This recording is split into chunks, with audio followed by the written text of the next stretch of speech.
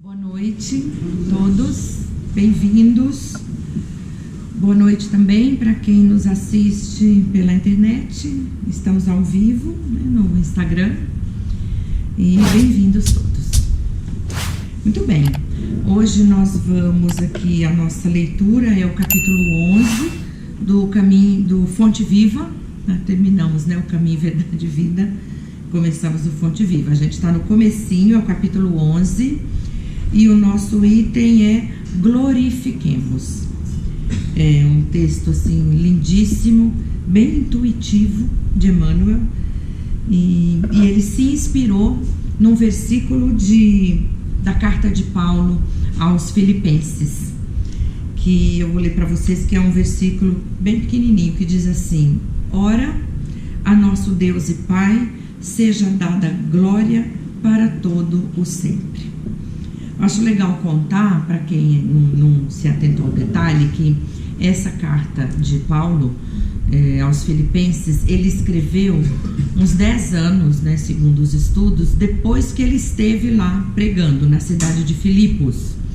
Ele pregou lá e, inclusive, foi, acho que a segunda viagem missionária dele, perdoem se eu estiver enganada aí na ordem, e foi a primeira cidade fora da Europa que ouviu a pregação do Evangelho, né, de Jesus. E ele mandou essa carta aos Filipenses, depois de 10 anos que ele esteve lá, com uma mensagem pura de gratidão.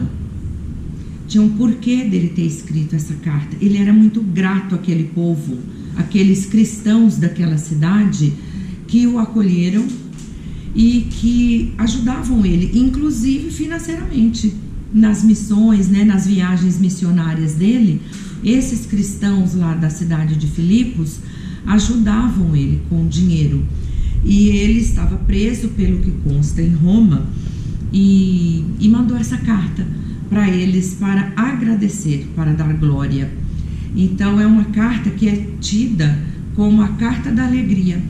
Essa carta dele é muito bonita porque normalmente a mensagem das outras é chamando a atenção, né, para não perderem a fé, porque os povos começaram, né, os convertidos começaram a se perder um pouco na fé, né, com a ausência, ele ficou preso bastante tempo. Então essa carta não, essa carta é diferente. Ela tem uma mensagem muito forte, é chamada de carta da alegria. É bem bacana. E Emmanuel então se inspirou nessa carta para trazer esse texto para a gente, que é bem curto, e normalmente eu não leio aqui, por serem curtos, né? Eu prefiro comentar. Mas este, gente, ele é tão intuitivo, autoexplicativo, que se eu for comentar apenas, a gente vai perder a mensagem que está aqui. Quer ver? Eu vou começar a ler, eu vou ler para vocês e vou comentando. Quando o vaso se retirou da cerâmica, dizia sem palavras. Então ele usa aqui todo o texto um sentido figurado, que o vaso, depois de pronto, feito de cerâmica, o vaso disse para si mesmo: bendito seja o fogo que me proporcionou a solidez. Quando o arado se ausentou da forja, afirmava em silêncio para si, o arado falava para ele mesmo: bendito seja o malho que me deu forma. Quer dizer, o ferro se transformou num objeto útil, melhorou a sua condição primária, porque passou pela pancada, passou pelo fogo e passou pela pancada. Olha que mensagem que Emmanuel traz para a gente aqui nesse texto todo. Quando a madeira aprimorada passou a brilhar no palácio, ela exclamava sem voz: bendita seja a lâmina que me cortou cruelmente, preparando-me a beleza. Quer dizer, a estátua linda, né, a escultura linda, ou um móvel lindo, feito de madeira, só tem essa beleza e esse significado porque suportou a dor da lâmina, cortando, né, o tronco e lapidando, então passando por um processo. Não é linda a mensagem? Não é clara demais? Olha onde Emmanuel vai chegar. Quando a seda luziu formosa no templo, asseverava lá no íntimo: bendita seja a feia lagarta que me deu vida. Quando a flor se entreabriu, veludosa e sublime, agradeceu apressada: bendita a terra escura que me encheu de perfume. Quer dizer, para a gente ter contato, pegar uma flor, sentir o perfume, gente, olha o processo, olha a dor que aconteceu para a gente ter uma flor. A semente é plantada, ela tem que ser rompida, ela tem que romper a terra toda para sair, ganhar o ar, ganhar o sol, a chuva que vai dar a vida, que vai fortalecer essa semente que agora tem uma vida, para ela crescer, para ela dar a flor.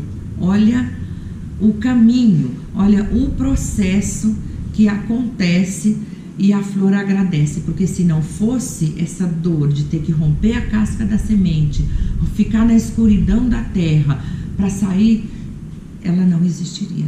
E ela só é a flor com o perfume e a delicadeza dela, porque ela aguentou o tranco, né? Quando o enfermo recuperou a saúde, gritou feliz: bendita seja a dor que me trouxe a lição do equilíbrio. Tudo é belo, tudo é grande, tudo é santo na casa de Deus.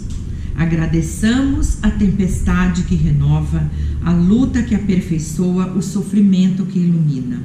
A alvorada é maravilha do céu que vem após a noite na terra.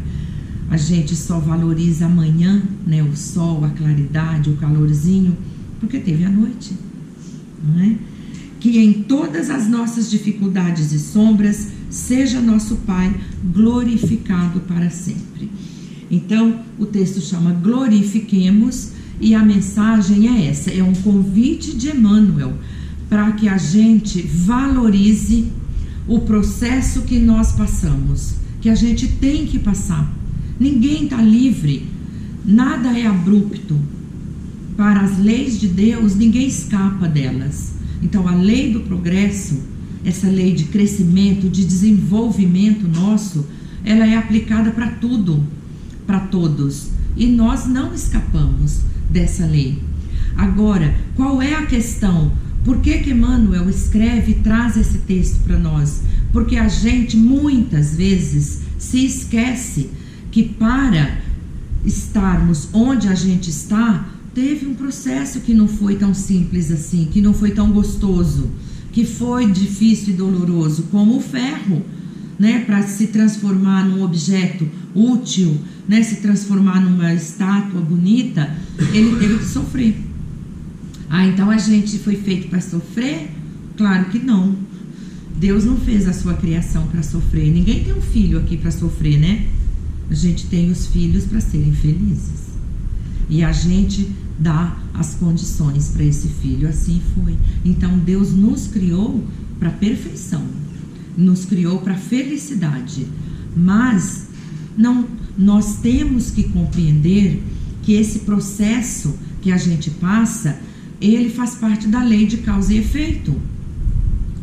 Porque quando nós estamos passando por uma expiação, e nós todos passamos, do contrário, a gente não estava aqui. Quando nós passamos por esse processo expiatório, é muito comum, né, gente? A gente falar assim: ai meu Deus, por que que me escolheu? Ninguém merece. Por que que eu estou passando por isso?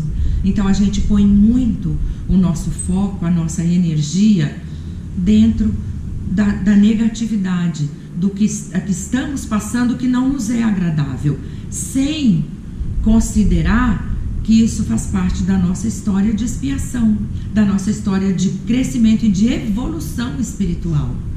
Não tem como, assim como Emmanuel descreve aqui, né, essas passagens que mostram que a gente só consegue, a madeira só é melhorada porque ela passa pelo machado, pela serra, pela lâmina ali cortando ela. Assim somos nós.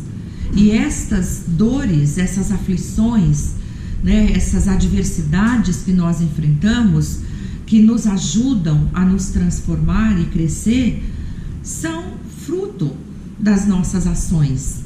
E nós esquecemos de dar glória a Deus pela oportunidade que nós recebemos, a chance que a gente recebe. Quisera que no nosso trabalho, né, quando a gente faz uma coisa errada, a gente sempre tivesse uma chance de refazer. Quando a gente fala alguma coisa que magoa muito o outro, a gente fosse dada a nós a oportunidade de apaga aquilo e fala de novo, né, e faz outra vez. Nem sempre a gente tem essa chance, mas para Deus não.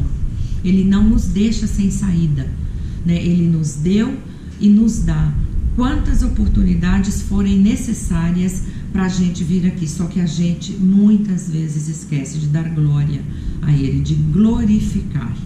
O que Emmanuel fez trazendo esse trecho da carta de Paulo é para mostrar que Paulo agradecia. É uma carta que fala de gratidão, agradecendo aquele povo, aqueles cristãos. A gente encontra isso nos textos bíblicos como os santos filipenses, né? Os cristãos filipenses. Então, era uma manifestação dele de pura gratidão àquelas pessoas. Então, esse é o convite de Emmanuel para que a gente se submeta numa atitude de humildade nossa.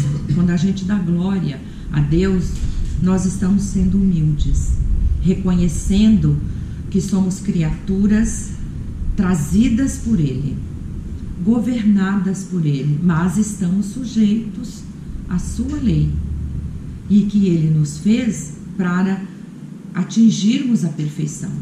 Mandou modelo do bom, né, para nós há 2000 anos, para a gente seguir. Então, assim, essa disposição nossa para reclamação, que é até natural, né? A gente está num processo, mas a gente não pode se esquecer de agradecer a Deus, agradecer a vida, agradecer a oportunidade que a gente tem, né, de dar essa glória a Deus. A gente tem que lembrar, Emmanuel fala também aqui sobre o remédio amargo, né, no outro texto dele.